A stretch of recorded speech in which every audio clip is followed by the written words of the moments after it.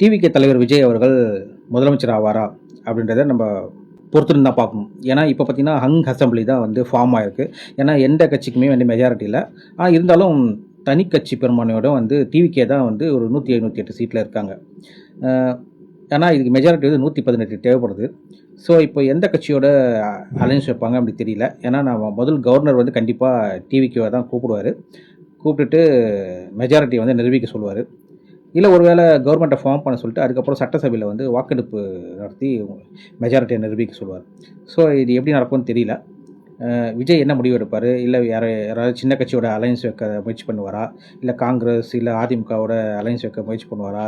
இல்லை வேறு யாருனா வெளியிலேருந்து டிவிகேவுக்கு ஆதரவு கொடுப்பாங்களா சில கட்சிகள்? ஸோ இதெல்லாம் நம்ம பொறுத்திருந்து தான் பார்க்கணும். அதுக்கப்புறம் தான் வந்து அந்த கவர்மெண்ட்டை வந்து ஃபார்ம் பண்ண முடியும்.